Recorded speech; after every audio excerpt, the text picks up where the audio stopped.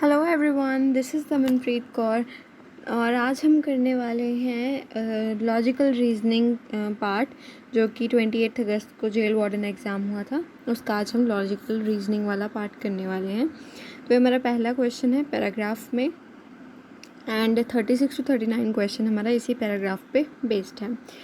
तो पैराग्राफ पढ़ते हैं।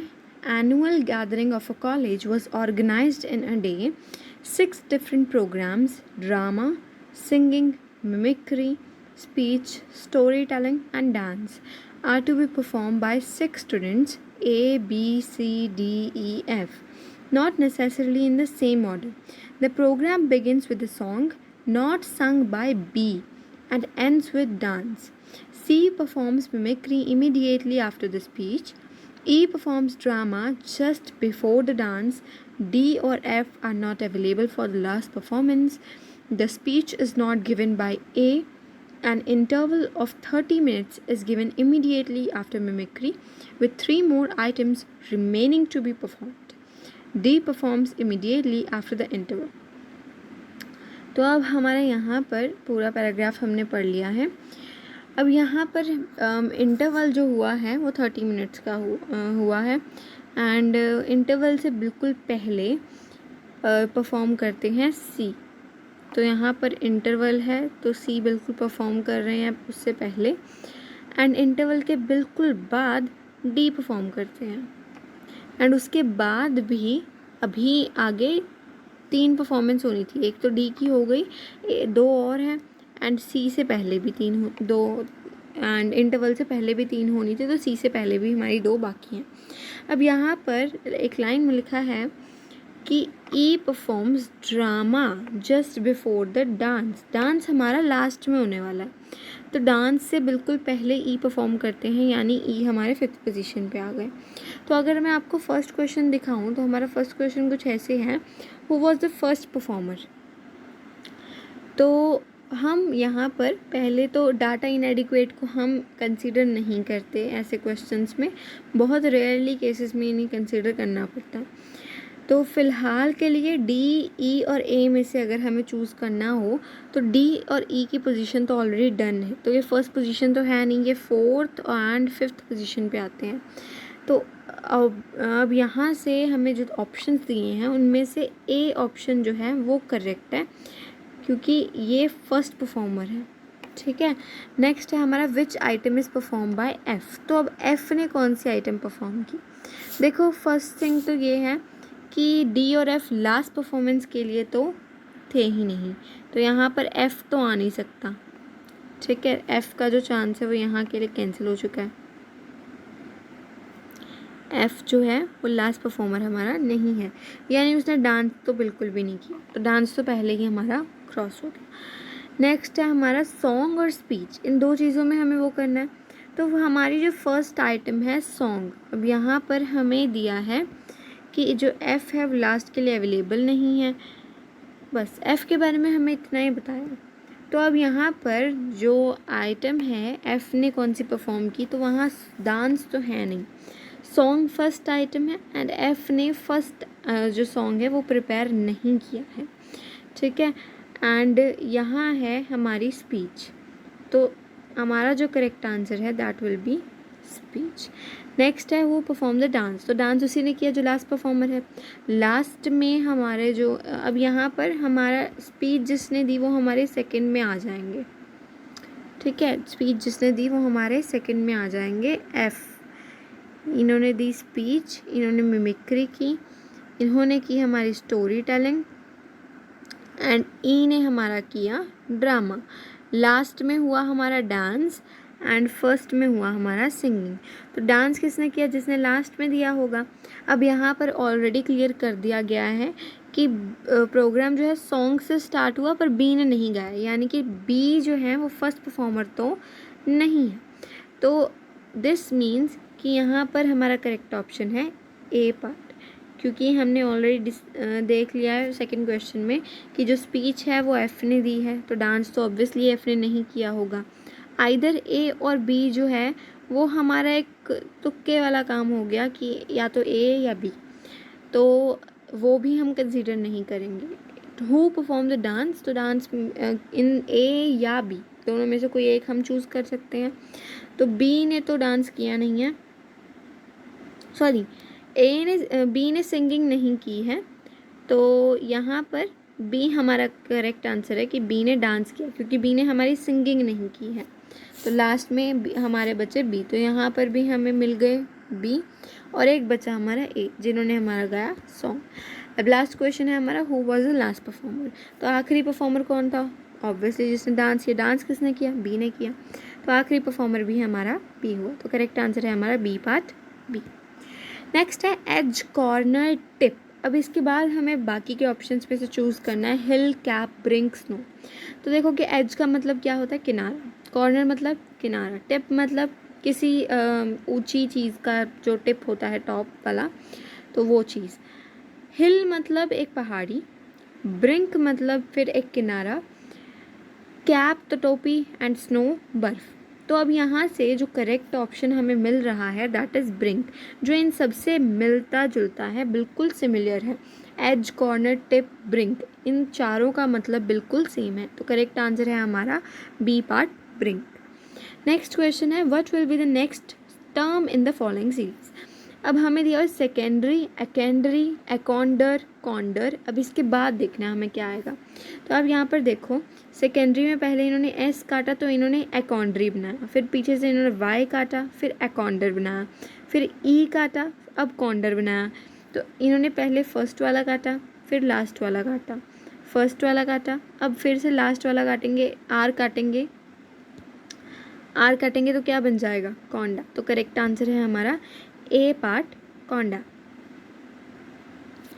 Next question, a pyramid is 3D figure most closely resembling with which shape. And हमारे option है circle, oval, square, triangle. तो जो पिरामिड है वो किस शेप से रिसेंबल करेगा? तो पिरामिड, आप देखिए पिरामिड कैसा होता है, ऐसा होता है पिरामिड। तो ये ज़्यादातर किस शेप के साथ रिसेंबल कर रहा है? ट्रायंगल के साथ। तो हमारा करेक्ट आंसर है डी पार्ट, ट्रायंगल। नेक्स्ट है find the odd one out. अब यहाँ हमें चारों में से एक ऑड निकालना है। तो फर्स्ट है हमारा ऑर्गन, सेकंड आई, देन ईयर, देन लेग। अब यहाँ आई, ईयर, लेग, ये तीनों तो हमें ऑर्गन्स ही प्रोवाइडेड हैं, एंड इन तीनों के ग्रुप को कैटेगराइज करके यहाँ हमें दिया है ऑर्गन। तो ऑड वन आउट क्या हुआ? Organ, A part. A part is the answer. Next है is it legal for a man to marry his widow's sister. अब एक विडो कौन होती है? जिसके हस्बैंड की डेथ हो चुकी है। तो वो मैन जो ऑलरेडी मर चुका है, जिसकी डेथ ऑलरेडी हो चुकी है, वो किसी के साथ मैरिज कैसे कर सकता है? तो इसका आंसर है no, that a man can not marry his own widow's sister. Okay, so answer है हमारा A part no. Next question है find the one which does not belong to group. अब हमें वो फाइंड करना है जो कि इस ग्रुप को बिलोंग नहीं करता। अब यहाँ क्या क्या दिया है? ऐज़वाल, इम्फाल, ग्वालियर एंड चंडीगढ़। अब ऐज़वाल जो है वो हमारी मिज़ोरम की कैपिटल है, इम्फाल जो है वो मेघालय की कैपिटल है, चंडीगढ़ का तो पता ही है पंजाब एंड हरियाणा की कैपिटल है। अब बचा हमारा ग्वालियर, तो ये किसी भी चीज़ की कैपिटल नहीं है। दिस मीन्स कि ये हमारा ग्रुप से आउट हो जाता है, क्योंकि ये किसी भी चीज़ की कैपिटल नहीं है, बाकी सब तो कैपिटल सिटीज़ हैं। ठीक है, तो हमारा जो करेक्ट आंसर है that is C part Gwalior. Next है which of the following is same as count, list, weight. तो इसका करेक्ट आंसर है हमारा डी पार्ट मेज़र, क्योंकि ये सारी चीज़ें हमारे मेज़रिंग में ही आती हैं। मेज़रिंग में इन सब चीज़ों का यूज़ किया जाता है, तो जो इनके जैसा सेम होगा वो ऑब्वियसली मेज़र होगा। ठीक है, तो हमारा करेक्ट ऑप्शन आता है यहाँ पे डी पार्ट मेज़र, यानी माप। नेक्स्ट है हमारा which among the followings is same as a statement. अब हमारी स्टेटमेंट क्या है? Evaporation, cloud, then rain. अब पहले इवेपोरेशन होती है, फिर क्लाउड फॉर्मेशन होती है, फिर हमारी बारिश होती है। लेकिन अब हमें इसके जैसा सेम इन ऑप्शंस में से ढूंढना है। तो हमारा फर्स्ट है कि पहले एक्सीडेंट होगा, फिर इंजरी होगी, फिर पेन होगा। तो पहले एक्सीडेंट हुआ, फिर हमें चोट लगी, फिर हमें उस चोट पे पेन हुआ, दर्द हुआ। नेक्स्ट है फ्लावर खिला पहले, फिर कली आई और फिर खुशबू आई, तो ये तो गलत है। पहले फ्लावर नहीं, पहले कली आती है, ठीक है, तो ये तो गलत है। देन स्नीजिंग, कफ, कोल्ड, अब ये भी कोई रूल नहीं है कि पहले स्नीजिंग ही होगी, कि पहले छींक आएगी फिर खांसी लगेगी फिर जुकाम होगा, तो ऐसा भी कुछ नहीं है, तो ये भी हमारा क्रॉस है।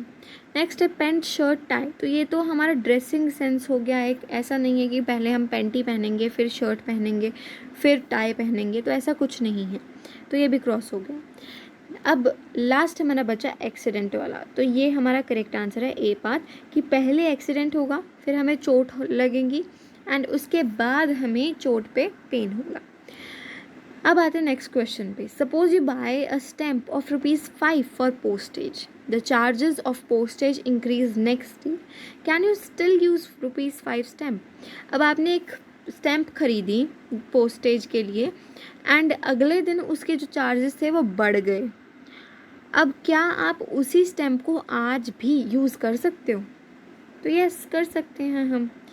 हो सकता है कि उसमें ज़्यादा इंक्रीमेंट के कारण ₹5 की जगह हमें ₹10 भरने पड़े, बट हम उसे आज भी यूज़ कर सकते हैं। ₹5 के स्टैम्प को एक्स्ट्रा मनी देनी पड़ सकती है, नहीं तो हम आज भी यूज़ कर सकते हैं। ओके, सो हमारा करेक्ट आंसर है ए पार्ट, यस। नेक्स्ट है कंप्लीट द सीरीज़। अब हमें सीरीज़ कंप्लीट करनी है। अब ये सीरीज़ कुछ ऐसी है कि हमें दिया है A B dash A B dash C A dash BCA B dash C. तो अब हमें इन 4 डैशेस में फिल करना है कौन सा वर्ड आएगा। तो आप यहाँ पर देखोगे ये ए आप अलग कीजिए, फिर आएगा यहाँ B-AB। अब यहाँ देखिए क्या आ रहा है, इसको अलग कीजिए, CAB, यानी यहाँ पर C लिखो, BCAB। अब यहाँ पर इसे अलग किया तो BCAB एंड यहाँ पर आ जाएगा BCAB। तो AA BCAB फिर BCAB। अब हमारा आगे आएगा CCA, तो CCA। उसके बाद हमारा फिर से आया BCAB एंड दोबारा फिर हमारा आएगा B। तो हमारा करेक्ट आंसर है ये लास्ट वाला पार्ट जो है हमारा D पार्ट, हमारा जो लास्ट पार्ट है D पार्ट CBAB, तो ये हमारा करेक्ट आंसर है। नेक्स्ट है and the last one of logical reasoning part. इसके बाद हमारी नेक्स्ट वीडियो मैथ्स की भी अपलोड हो जाएगी, उससे भी प्लीज़ देखिएगा एंड उसके सारे आंसर कीज़ आपको मिल जाएंगे, सॉल्यूशंस भी मिल जाएंगे, तो उसे भी देखिएगा और शेयर कर दीजिएगा प्लीज़। चलते हैं नेक्स्ट क्वेश्चन पर। If an electric train is moving north at 100 miles per hour and wind is blowing to the west at 10 meter per hour, in which direction the smoke will blow। अब यहाँ पूछा है कि एक train है वो north side को move कर रही है, नॉर्थ साइड मूव कर रही है 100 miles per hour की स्पीड से एंड वेस्ट साइड को विंड बह रही है 10 miles per hour की स्पीड से, तो धुआं किस साइड निकलेगा। एक काम करते दोबारा क्वेश्चन को पढ़ते हैं। इफ़ एन इलेक्ट्रिक ट्रेन, तो अब यहाँ पर पढ़िए इलेक्ट्रिक ट्रेन, इलेक्ट्रिक ट्रेन में कोई स्मोक नहीं आती। इलेक्ट्रिक ट्रेन जो है इलेक्ट्रिसिटी से चलेगी, वो कोल से नहीं चलेगी, तो वहाँ पर कोई स्मोक नहीं आएगी। तो स्मोक बहेगी कैसे, कौन सी डायरेक्शन में बहेगी, किसी भी डायरेक्शन में नहीं, क्योंकि स्मोक ही नहीं आ रही। तो हमारा करेक्ट आंसर यहाँ है सी पार्ट, नो स्मोक, कोई स्मोक नहीं आ रही है।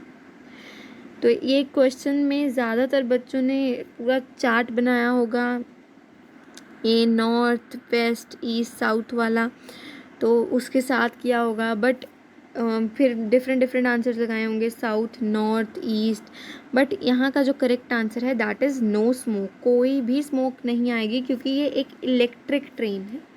ओके, सो आई होप कि आपको इस वीडियो में सारे आंसर्स मिल चुके हैं एंड अपने प्लीज़ फ्रेंड्स को शेयर कर दीजिए ताकि उन्हें भी आंसर्स पता लग जाएं। Please like the video, subscribe the channel and thank you very much.